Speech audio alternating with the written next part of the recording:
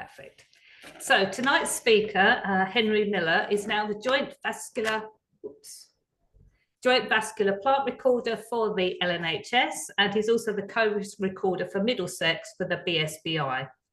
He's got various experiences of tropical plant conservation, and he's currently working at Kew on curating various collections there. He's very knowledgeable about the British flora as well, and he's involved with tutoring on various courses. I understand you tutor on the BSBI Identity Plant course, which is a great course. To look out for that if you haven't heard about it and you might be interested, and also an associate tutor for the Field Studies Council. So I'm going to stop my screen share now, and I'm going to hand you over to Henry for Finding London's Ferns, the native ferns of London, their history, identification and conservation. Over to you. All right, thanks, Maria. Okay. So, can you see that all right? And hear That's me okay? perfect, yes. Okay, brilliant. Well, yeah, thank you everyone for turning up. As Maria said, this webinar is going to be on Finding London's Ferns, the native ferns of London, their history, identification, and conservation. So, a little bit of context about what we're going to cover is we'll be looking at the native ferns of London, including those that have recently gone extinct. We'll be looking at their distributions and habitats. We'll be focusing on how to identify them, focusing especially on some of the more challenging species. We'll also be taking a little bit of a deep dive into some particular groups and actually giving you some practical skills about how to identify them, focusing on the genus Polypodium. Because we've got limited time here, there's a couple of things that we're not going to cover. So what we're not going to cover is the introduced species of ferns to the London area with regards to their identification, though we will mention them in other parts of this webinar. We're not going to focus on the identification of the extinct London species, because unfortunately, these are quite unlikely to come back in the near term. And we're going to be excluding some of those fern relatives. So things that are closely related to ferns, like the horsetails, the genus Equisetum, and also the club mosses, we won't be looking at.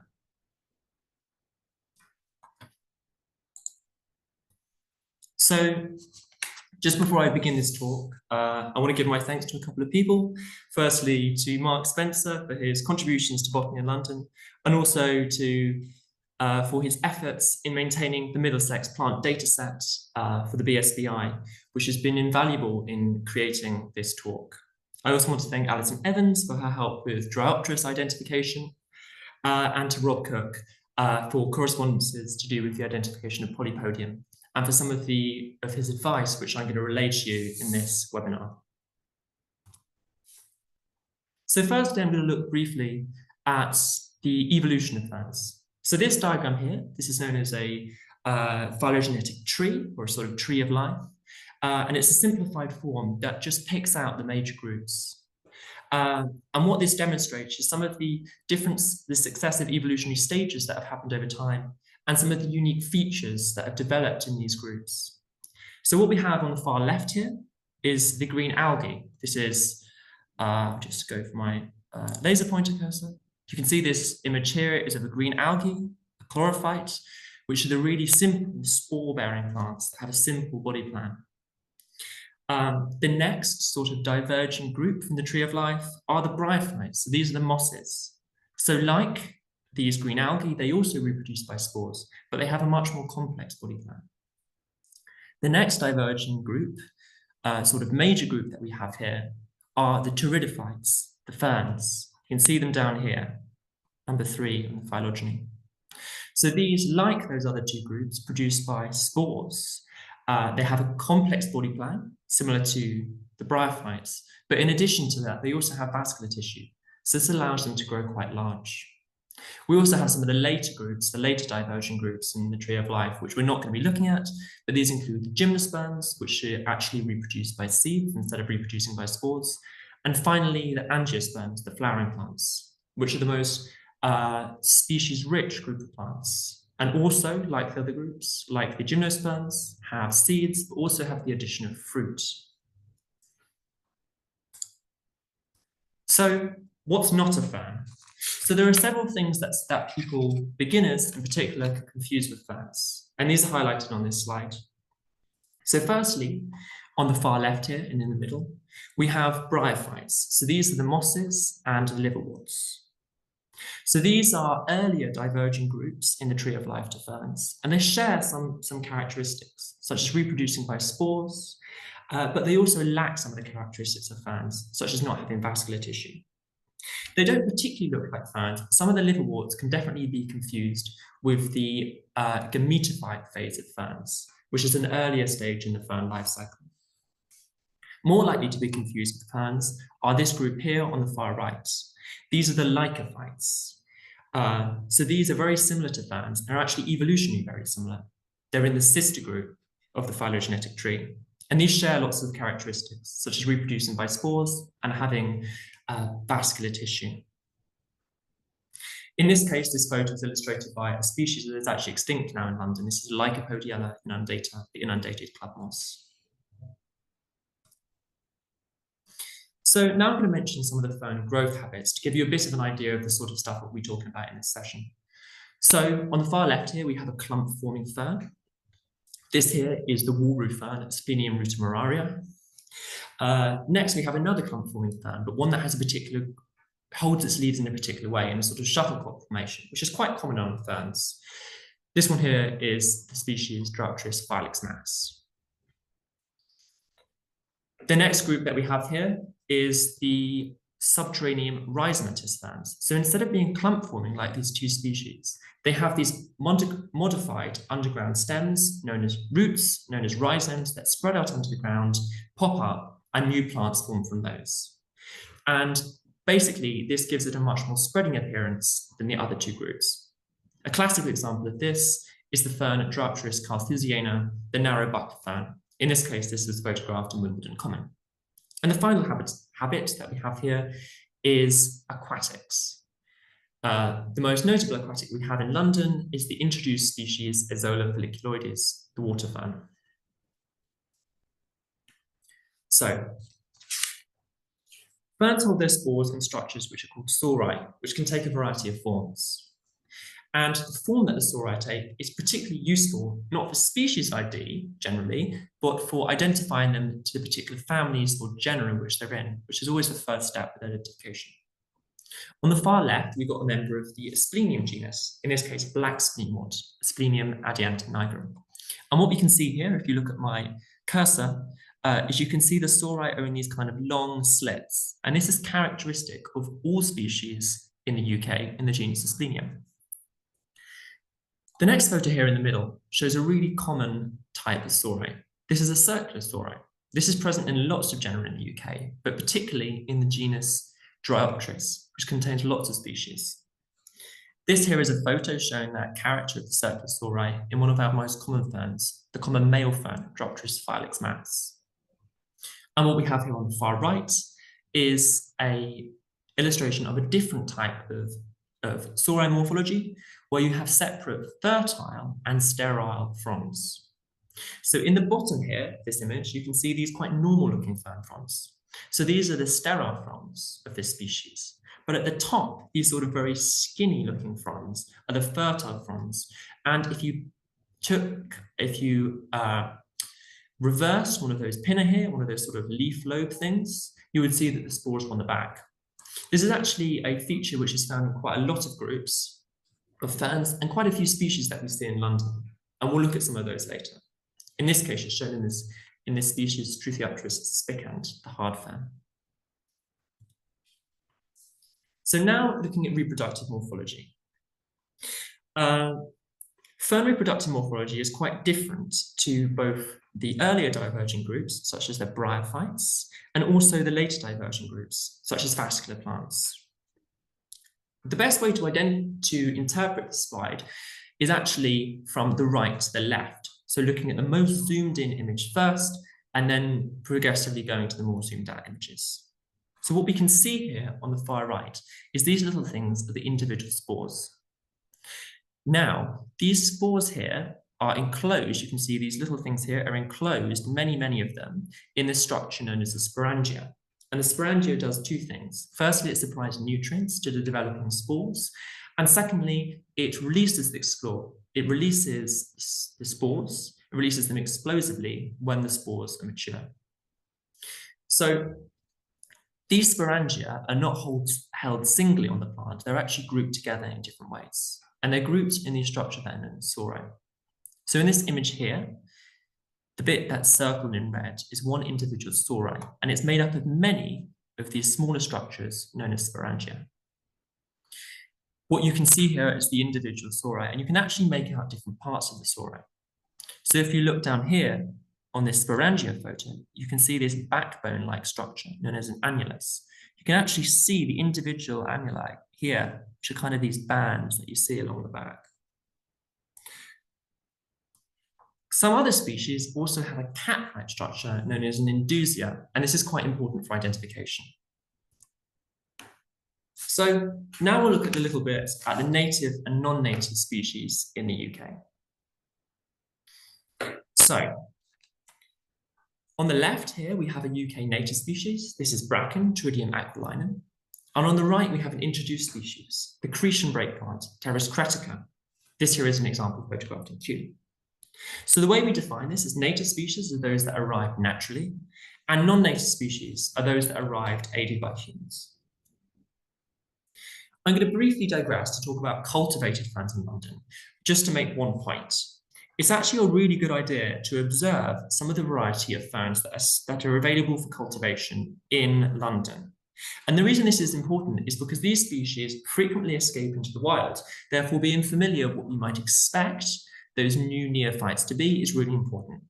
A good case in point is this this species on the far left here. This is Sertonium fulcatum, the house holly fern, which escapes from cultivation quite frequently and establishes on walls in London. This here is an important point to bear in mind throughout this webinar. So in this talk, we'll be referring to natives and non-natives to the London area, rather than to the UK as a whole. So here are two British native species that are likely or definitely introduced in the London area. So on the left here, we have Asmunda regalis, the royal fern. So this is most likely introduced to the London area, despite being a UK native. And on the right, we have this species, the southern maidenhair fern, Adiantum capillus veneris, which is definitely introduced to the London area, though is native to the west coast of Britain. What this slide here shows is the number of observations of fern species within the London Natural History Society polygon. So if people aren't aware of this, this is the area that the London Natural History Society records in, which is a circle of 20-mile radius from St. Paul's Cathedral. So this is some data that I've extracted from our central database and just presented in the form of a bar chart. What you can see here is that I've coded the ones in green as the native species and the ones in red as the introduced species. So what we can see is we have quite a lot all the way down here of introduced species. But interestingly, none of those introduced species have been recorded a significant number of times. And this is because they're not very abundant. This is actually quite an interesting trend because it contrasts to what we see for many plants in the London area, in which the introduced species become really well established and actually take over some of the niches of the native species. And for ferns, for some reason, this doesn't seem to be the case, despite many species being introduced. So what are some of the habitats that ferns thrive in London? So there are a mixture of man-made fern habitats and natural fern habitats. So firstly, looking at some of the man-made habitats. On the top left here, we have city walls with spleenworts, the genus is Splenium. We have some interior areas. This here was a photograph taken inside a train station of a maidenhair fern, an Adiantum species. We can have other shady microclimates that are especially humid, such as stairwells. This terrace species, this Cretan brake, was photographed in Kew Gardens, escaped presumably from the collections there. And finally, we have a particularly interesting habitat where ferns of a wide variety of species have been well observed in both London and also in Bath. This here is the sort of classic sunken basements that you get in the inner city of London. In this case, colonized by this really lovely Sertonium species. So what about the natural fern habitats? Well, we have woodlands. In this case, this is a Polystichum species, a shield fern, which does really well in some of the woodlands in London. We have wetlands, which get colonized by species such as marsh fern. This actually is quite a rare species in London, which we'll look at a little bit later, the species Thalytris palustris. We have some of our heathlands and grasslands that are more acidic, which certain species favor. One example is the genus Struthiopteris, the hard fern, which particularly likes those acidic conditions. And finally, we have some of our water bodies, which get colonized. In this case, the whole surface of this pond was colonized by the species Azolla folliculoides, the water fern, which is an introduced species to Britain. So there's loads of resources which are available for identifying ferns, which is really useful. We've got books and we've got websites, a lot of good information out there. So these are some of the important books for identifying ferns. On the left here, we've got the one that I personally use, which I think is great, which is James Merriweather's British Ferns, a field guide to the club mosses, quillbots, horsetails and ferns of Great Britain and Ireland. A lot of you might also have Clive Stacy's Flora. This is really good. It covers ferns comprehensively and has the right ID characters, so that's super useful. And we also have some older publications that are specifically dedicated to ferns, such as Christopher Page's Ferns of Britain and Ireland. In terms of websites and societies, the BSBI has a lot of material, especially the plant cribs. These are specialist publications focusing on genera such as Asplenium, Diopteris, Polypodia, and Polystichum, and also the British Teridological Society, which has a load of publications dedicated to ferns, as well as hosting field meetings. Resources with a more London focus, though not specific to ferns, they do cover ferns. And the principal one we have for the London area is Rodney Burton's Flora of the London area, which comprehensively covers species within the LNHS polygon. But there are also other regional floras, such as the Historical Flora of Middlesex by Douglas Kent and the Flora of Surrey by J. E. Lousley, which are partially within the LNHS polygon. So we're useful resources. So I looked a little bit into the earliest fern records in London and who made them, because London has a really rich history of fern recording, which is quite interesting. So as far as I could find, the joint earliest record of a fern was actually of the species royal fern, Osmunda regalis, which is a huge, really interesting species. It's 2.5 meters tall. It's got really interesting morphology. And it was observed on Hampstead Heath, which is a really well-recorded site by Thomas Johnson in 1629. And Johnson also reported a native species, the hard fern, Struthiopteris spicant, from Hampstead Heath in the same year. Another really early record we have is of a native species, which unfortunately has since gone extinct. And it was found on Hounslow Heath and was recorded by Samuel Doody from before 1969. We don't have an exact date. We know that's when he died, so it must have been before then. Interestingly, the species of tropical fern, the genus of tropical ferns, Dudia, is named after him. These are quite common houseplants that you might be familiar with. So, in the next few slides, I produced some choropath maps which show the species richness of ferns across the London boroughs.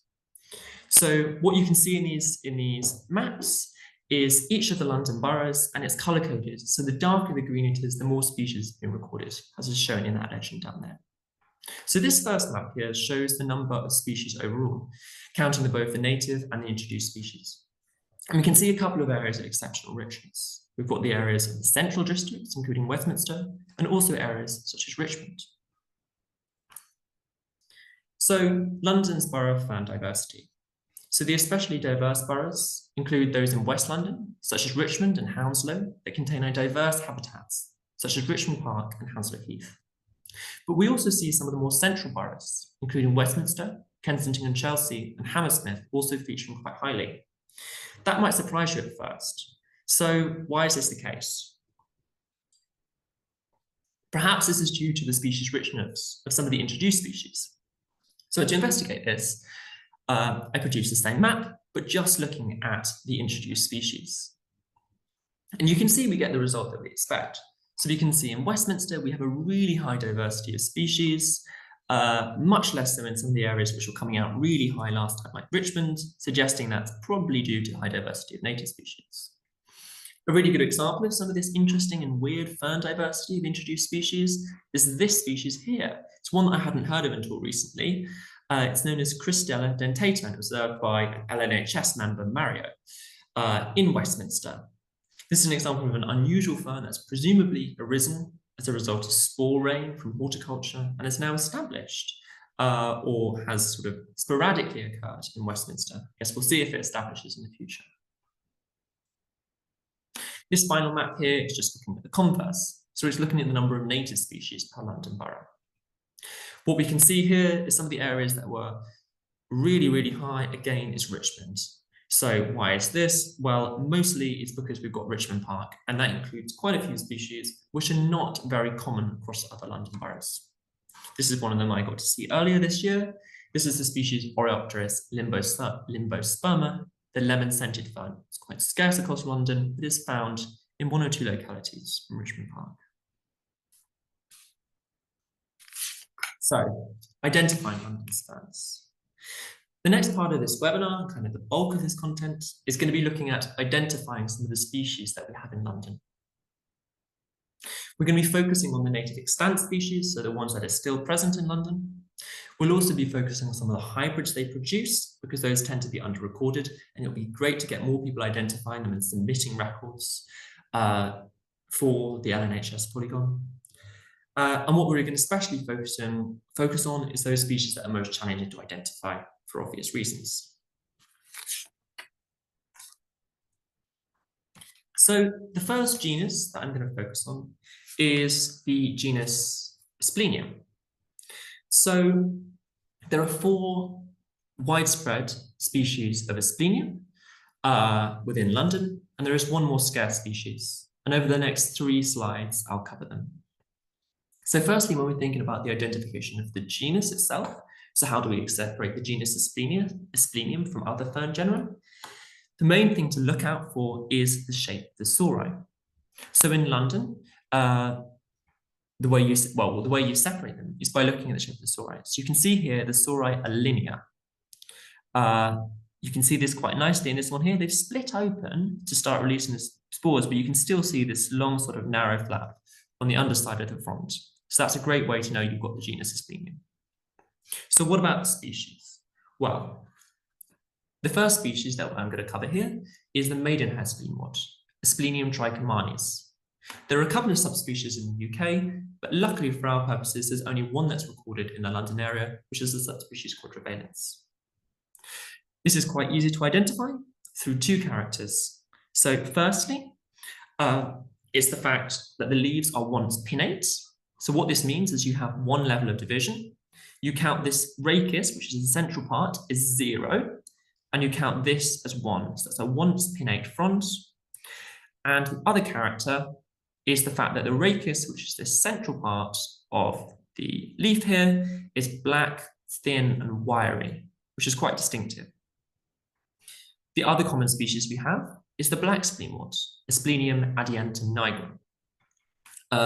The way we identify this is we look at the leaf and we can see this is bipinnate, so it has 2 levels of division, 0, 1, and 2. And the other character, which isn't shown very well in this image, but if you pulled out one of these leaves, we could see, although the main part of this rachis, the central part of the leaf, is green, the base is black. That's what it means. That's what the nigrum comes from in the name. So quickly, I'll talk about the distributions. So if you're not familiar with this, what this circle represents here is the London Natural History Society polygon. So this is a map of London. The edge of it is the LNHS, edge of the LNHS polygon. And each of these little dots here is a 2 by 2 kilometer square where one of these ferns has been reported in. So it's important to say that this includes the historic records as well. So many of these species might firstly have not been recorded for a really long time in that location. And secondly, you don't know if this represents hundreds of thousands of plants or just a single plant. So those are some things to bear in mind. When we're looking at the distribution of these 2 species, they're quite similar. So they're clustered around central London. But do clarispa. This is because they really thrive in mortared walls. The next two common asplenium we'll be looking at is Asplenium rutamoria and Asplenium scolopendrium. So rutamoria can be identified because it has bipinnate leaves, but unlike the species we looked at on the previous page, Adiantum nigrum, if you pull out one of the leaves, right to the base, it's green. Again, this lives in a similar habitat. You can see here on these mortared walls to the other asplenium. The other one we have here is Asplenium scolopendrium, and this is really simple to identify. It's an asplenium because it's got these long, narrow sori, and we can tell it's this species within London because it's the only one which has a frond which isn't divided. The name is quite interesting, actually, scolopendrium, because it comes from the Greek word for centipede, and that's because these sort of sori along the back of the frond resemble the legs of a centipede. Rutamoria, interestingly, comes from ruta, meaning rue, like a rue plant because of how its leaves look, and mororia, which refers to its habitat walls, which is muralis. With the distribution of the Hartstone fern, you can see it's got a slightly different distribution. So it is occurring in this habitat of city walls and stuff, which is why it's doing great around the centre of London, but it's also doing well in the south of London because it has a natural habitat. It's a component of the ground cover layer of woodlands. The final species of asplenium we have is slightly more rare and localised. This is Asplenium ceterag, the rusty back fern. This is really easily identified because it has a scaly covering across the lower surface of its leaf. It's important to note here that this is actually quite a rare species. Remember that a lot of these dots are single records or historic records, so actually its present extent of occurrence is a lot less. This species is also really, really cool in terms of some of the adaptations it has. So it's known as a resurrection plant. You might have heard of this term in relation to some other particular groups. So what it means is it can survive desiccation completely. This is actually quite unusual amongst vascular plants, and it's pretty unusual among ferns as well. This here is a photo I took of one that was on a sun-baked wall that I saw on holiday in Sicily. You can see it's completely dried up. However, if you rehydrate it, this is a different plant, but it would happen. If you rehydrate it, it will come back to life completely, which is pretty unusual. So the next genus of plants that I'm going to look at is actually the most species rich within the London area. It's the genus Dryopteris. So we can split the Dryopteris into two kind of informal groups, which really helps with identification. Firstly, you've got those with twice divided leaves, and you've got those that are divided 3 times. So the ones that are twice divided are known as the male ferns, and the ones that are 3 times divided, like the ones shown in this particular slides, are known as the buckler ferns. So there are a couple of points when we're thinking about the genus as a whole. So how do we separate the genus Dryopteris from other genera of ferns? So we know that they all have divided leaves. They have sori, so those are the collections of the sporangia that are circular. And they have these little hats on the top, remember those indusia that we talked about earlier, that are in a kidney shape. And you'll see in some photos later on a good example of that. They also usually have these quite scaly petioles, which is a good indication that you're in this genus. So the 2 species that we're covering on this slide are our 2 most common buckler ferns. So those are the tripinnate Dryopteris. We have the narrow buckler fern, Dryopteris carthusiana, and we have the broad buckler fern, Dryopteris dilatator. First, a little bit about their distributions. The broad buckler fern is actually really widespread in woodlands and stuff, and the narrow buckler fern has a little bit more of a specific habitat. It often likes wetter areas and bogs and stream sides, and as a consequence, it's a fair bit more range restricted. Regarding their identification, they're actually fairly easy to tell apart once you know the right characters to look at, although it can be confusing at first.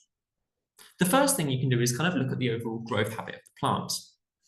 This here on the left, if you look at my cursor, is the growth habit of the narrow buckler fern.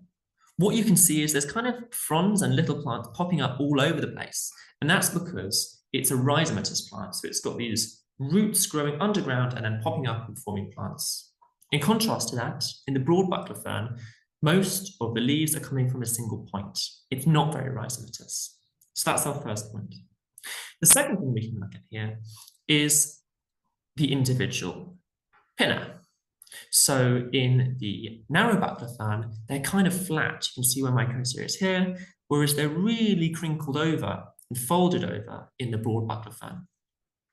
And the final character, which is probably the most useful for identification and the most reliable, is looking at the scales. And for this, you want to look at a reasonably fresh part. So don't, in general, try and identify them in the winter, but summer and the spring, once they come out, is much better. So we've got these sort of broad, translucent white scales in Carthusiana, whereas we've got these longer brown scales with these prominent dark stripes in the species Dilator. So finally, these species actually form a hybrid, and this is quite infrequently recorded, but it would be great if people could start looking throughout this and hopefully find some new records, because evidence suggests actually where the two species co-occur, which they do frequently in London, the hybrid can often be found. So I think this is a real case of it being under-recorded. This is the hybrid Dryopteris crossed weaveri. So again, when we're thinking about what it looks like, it has intermediate morphology in terms of the sort of growth habit, pinnular folding, and scale morphology of its parent species. And then the really key thing which you need to confirm is you need to look at spores. And they will be sterile and irregularly shaped. And we'll talk a little bit later on about how you can check the spores yourself. This here is just a diagram which nicely shows the two parent species, looking at the scales at the base of the rachis, Carthusiana, the narrow Vascular fern, the broad Vascular fern Dilator, and its hybrid. So you can get an idea of the intermediate morphology. So now we're moving on from the Vascular ferns, the tripinnate Dryopteris, to the bipinnate Dryopteris, which are known as the male ferns. And as you might expect, the most common one in the LNHS area is the common male fern, Dryopteris filix mass. So again, you can see here nicely in this image, we've got the kidney-shaped sori, indusia, and circular soro, showing it's the Dryopteris. We're bipinnate, so 0 divisions, 1 division, 2 divisions. We're scaly. But how do we know it's this species? Well, we need to check one key character. So we need to look at the intersection between this main part of the leaf, the rachis, and this little side branch here, which is known as the costa. And we'll rub away any scales that are there, and it should be greenish grey. And that tells you it's that species. The reason this is important is to separate it from the species that I'm going to show you on the next slide. So this one here is actually a group of species known as the Dryopteris affinis species complex, or the scaly male ferns. So in the scaly male ferns, they share those same characteristics, the common male fern, but if you rub away the scales, you'll see that the spot there is black rather than a sort of greenish grey. So the way you do this is you turn over a leaf and use your hand to rub away some of the scales and take a photo of that, and you can submit that with your record, and it's really helpful. So we know that in London that at the moment there are 2 species which are extant. So we've got Dryopteris affinis sensu stricto,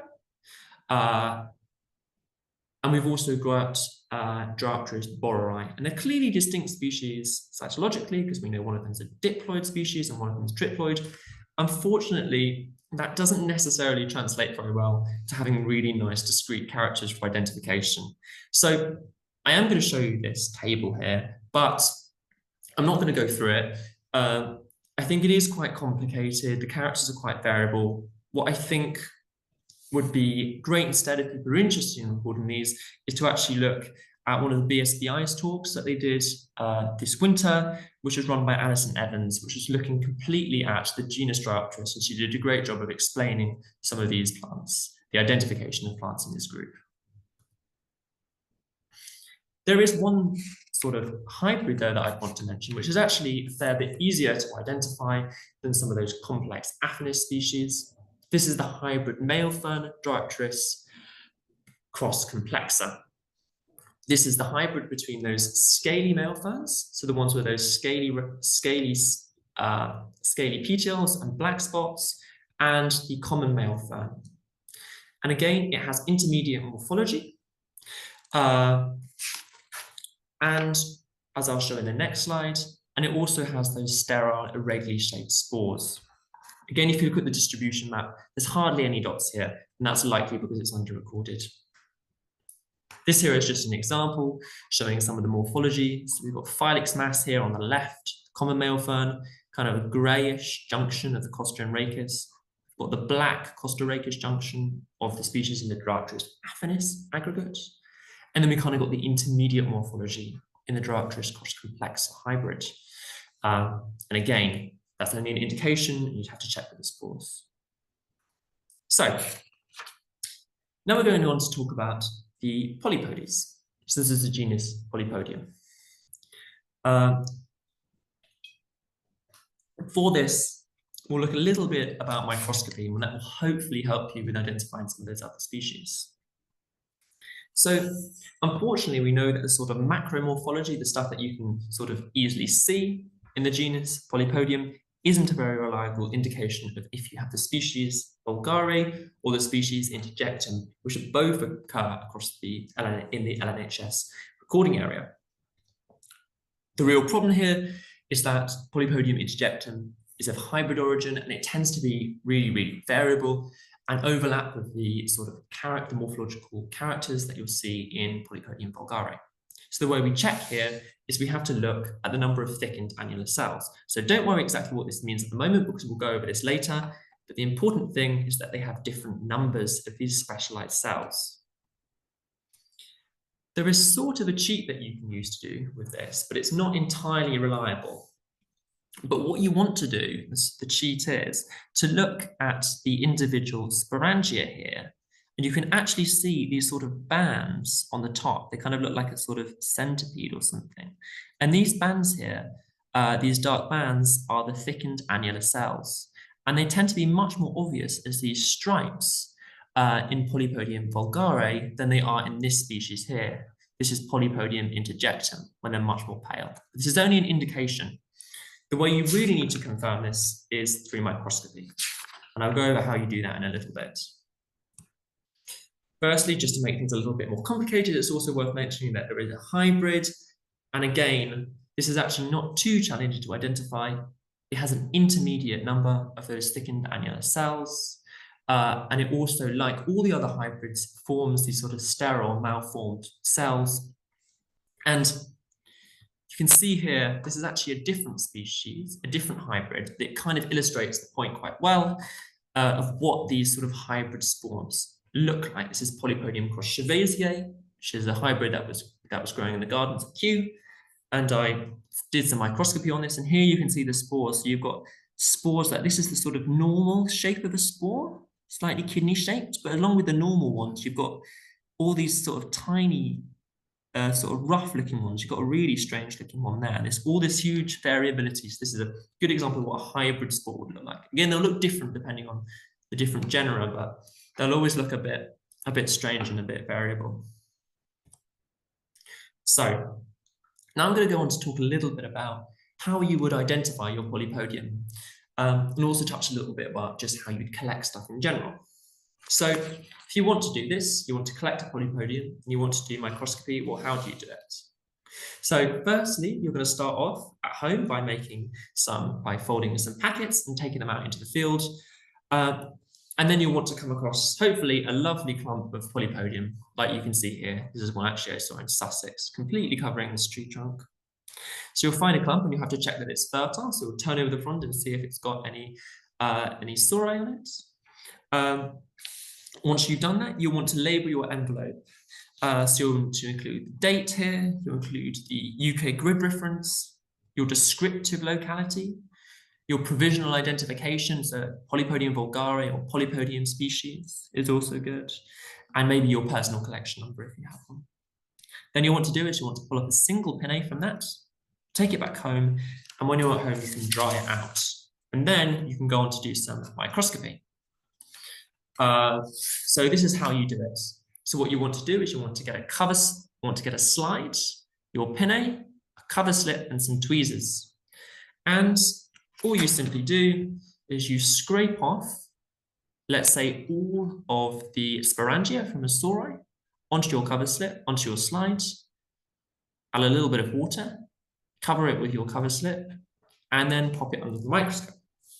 When it's under the microscope, what you can see here is this here is the sporangia. These are the ends of the sporangia. It's been crushed, so all the spores are popped out.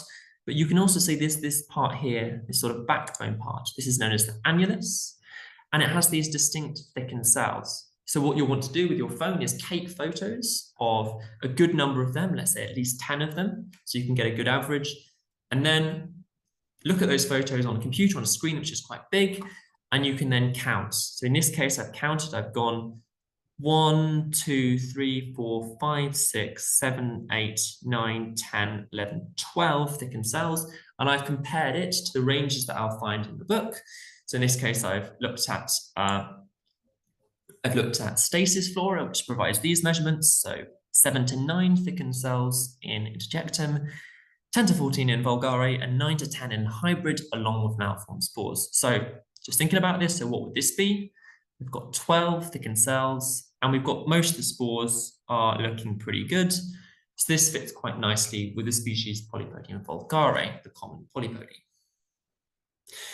What I would say with this is you may not have access to a microscope, but it's still worth collecting them, because if you do, I mean, I know some places do offer sort of sessions where you can use microscopes for a little bit. If you've got lots of collections, you can kind of process them in bulk, or maybe collaborate with someone who does have a microscope. So I definitely think it's still worth collecting them, even if you can't deal with them immediately, because once they're stored, once you've got your location, your grid reference on them, you won't get confused about what it was, and they'll last for ages. So a couple more species before we start talking about conservation. So these are the shield ferns, the Polystichum species. We've got 2 species in London, the soft shield fern, Polystichum certiferum, and the hard shield fern, Polystichum aculeatum. There's a really nice ID character to tell it's Polystichum, and that's if you look at these pinnae here, they have these little basal lobes, these thumbs, which tell you that you're in the right genus. And separating the species, well, that's quite easy. In certiferum, the basal pinnae are really long, and in aculeatum, they're just these little short pinnae. The next species we've got is this really beautiful species, the lady fern, Ethereum filix femina. This is identified because it's tripinnate, so we've got 3 levels of division, 1, 0, 1, 2, and 3. And unlike some of the similar species, such as those in the genus Dryopteris, these sori are kind of these J shape, so it has quite a distinctive look. Now we go into some sort of odd species, often like a single species in each of these genera. One of these single species genera in London is the hard fern, Struthiopteris spicant. So it's got this very distinctive morphology of its frond, in that the basal pinnae are really, really short and like these little lobes, and they almost go right to the base. There's basically no petiole here.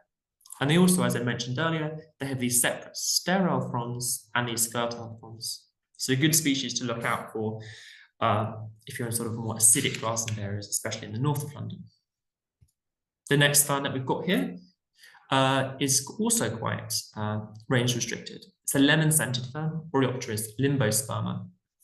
Superficially, you might think this plant looks quite like a Dryopteris, and it does, but there's 2 characters to tell you that it's not. Firstly, the pinnae become really, really small towards the base of the stipe, and the petiole is really tiny, and also the sori are really marginal. They're right at the edges of the pinnules. This actually relates to its name. So the word limbosperma literally means seeds at the edge. So the fact that the spores are held at the edge of the pinnules, limbosperma. The next sort of singleton species in a genus we have is this really majestic looking species. This is the royal fern, Osmunda regalis. This is a giant fern that gets up to 2.5 meters tall, with these separate sterile spikes and also fertile spikes. This is, as you can see from the map, it's a very range restricted species. Even though, as we mentioned earlier, with the Samuel Johnson record, it was recorded really early from Hounslow Heath. it's pretty likely that it's an introduced species in London, though native to other parts of the UK. The next one we have here is actually quite an interesting species. We've got bracken, Pteridium aquilinum. So many of you all know how to identify the mature plant. It's got these sort of fronds which are composed of these triangles, little triangles here, making a sort of larger triangle shape overall. It's quite distinctive. It's got these, occasionally produces these fertile fronds, these sora at the margins, so it produces these creeping runners as well. The thing that can confuse people with identification, though, is the young plants. So these here are the young plants. They look nothing like mature brackens, so it's really worth getting your eye on that. This here is a young bracken plant. They've definitely confused a few people. In London, I got quite confused by them before and thought they have maybe some unusual fern species, but they are just young bracken plants. Interestingly, a little bit about bracken is that hardly ever reproduces from spores, but actually in London it does, and that's because of a couple of things. Firstly, you've got these exposed areas which don't have that much competition from other plants in a lot of our urban settings. We've got the heat island effect, which really helps these plants, actually from a predominantly tropical family. And we've also got different pHs in some of the damp sort of mortared walls. So actually you get recruitment from seedlings quite commonly in London, which we don't get elsewhere. And that's actually responsible for most of the increase. We've seen quite an increase in its distribution. That's because of how it can recruit from spores. So the final two species that we'll be looking at here is the marsh fern, Philipteris palustris. It's a really rare species, just known from a couple of locations, one of them in Epping Forest and some in the very, very edge of the LNHS polygon in southeast London. This is a very distinctive species. Firstly, it has this creeping rhizomatous growth form, this distinctive sort of glaucous color to its leaves, and very sort of strange looking fertile structures, the sora right at the edge and curled over, protected by the inrolling of the pinnule margins. And finally, this species here, Adder's-tongue fern, Ophioglossum vulgatum. This is a very easy species to identify. We have some similar looking species in the genus elsewhere in the UK. This is the only one you get in London. It's a very, very odd species. So finally, I'm going to talk a little bit about extinction of ferns, picking kew gardens as an example, but also looking a little bit about extinction of ferns generally in the LNHS area. These are all the ferns that have been native to kew gardens. And the ones in green are still extant, and the ones in red, unfortunately, have gone extinct. So looking into these, what are we seeing? What are the reasons for these trends? Well, we know that Ophioglossum vulgatum, the Adder's-tongue fern, has gone extinct in the wild.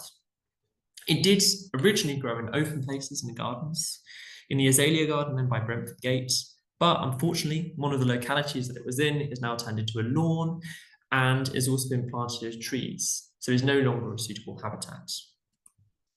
The other species is Diopteris filix, the common male fern. This was found as a native plant in the garden, but unfortunately, it did go extinct. It wasn't found in a very comprehensive survey, which was done in 1906. Now the plants do occur again, but it's very likely that it recolonized from cultivated material, so it has been lost as a native plant. The other species that was lost was the species Diopteris boreri, Borer's scaly fern. This was recorded as early as 1879, but hasn't been seen in a number of years. And a similar situation has occurred with this species, Diopteris carthusiana, the narrow buckler fern, which is previously found in some of the more natural wild areas of kew gardens, just around the Queen's Cottage ground, but there have been no recent sightings. So why have I focused on kew gardens? Well, I think it's a really good example of extinction happening at the local scale. Because of course, when extinction of a plant, across its whole range occurs, or regional extinction, it occurs because there have been those numerous smaller extinctions. So when we understand some of the reasons that those extinctions within those smaller habitats have occurred, it can give us an idea of the threat overall. So that we know in kew gardens, ferns and wild plants in general were lost, were made extinct for a few reasons. Firstly, there was construction work, so building of ponds and gravel extraction from sites that formerly contained valuable habitat, including heathland. We know, and this is of course a major factor across London as a whole, that expansion of buildings in areas that were previously really diverse woodland and grassland happened. Another really major problem, which probably caused many of the species in kew gardens to go extinct, was changes in management. So originally the kew was managed by grazing the sheep and cutting by scythe. But now people use ride-on mowers, leaving their clippings in place, which enriches the soil. And we also know that invasive species are causing a huge problem. A lot of areas of kew have become dominated by an invasive bramble, the species Rubus armeniacus. So, how do these threats and these local extinctions add up to extinction at the regional scale within the LNHS polygon? Well, we know for a fact that 5 species that were previously recorded as natives have now gone extinct. The first one of these species is the sea spleenwort, Asplenium marinum. So this species was recorded from 2 localities in the early 2010s in central London, and it was thought that the plants may have arrived by a long-distance dispersal from native populations. So they were sort of considered native, but they didn't persist. It's important to say with this example, though, that whilst it did possibly arrive by natural means and establish, there aren't really any historical records of this species going back further than that within the LNHS area. So perhaps it isn't reasonable to argue that this is a real extinction of a fern in London. The same might also be said of this species, Polypodium cambricum, which was also found in London in an urban area, possibly having arrived by natural means, but possibly also having arrived through non-natural means, human-mediated dispersal. There are, however, 2 quite good examples of quite well-established native species going extinct in the London area due to the effects of humans. The first one of these is pillwort, Pillaria globulifera. This is a really strange-looking fern named after its pill-like reproductive structures. And it was formerly found across several London sites, including on Hounslow Heath. Remember that it was recorded really early there by Samuel Dooley. This species has been completely lost from the LNHS recording area due to habitat destruction and also eutrophication, so addition of nutrients to a lot of the wetland sites where this species formerly existed. And finally, this species here, Patricium lunaria, the moonwort. You can see here it was originally found in a couple of areas of London. These are just quite large squares because they are quite imprecise records and quite old records. We know that it has been lost from all the sites where it did occur. And is very unlikely to recolonize given the state of lots of London sites.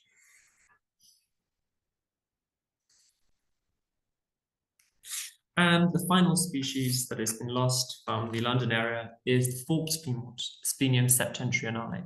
This is usually a more northern species, but it did occur in a site in Middlesex. However, it hasn't been recorded here from a number of years, so it's presumed to be extinct. So before we close, just to summarize, what are some of the threats to London's ferns? Well, we know that the threats include things such as droughts, nitrogen pollution, poor management of grasslands, scrub and woodlands encroachment, and the effects of the number of people by trampling. This is a really good example here of a contraction in range. These are the records pre-2000 of the species Ophiophyllus virgatum and those that have been recorded post-2000. This is quite a distinctive species, so it's likely to be reasonably well recorded. So this probably represents a real contraction in its range rather than under-recording.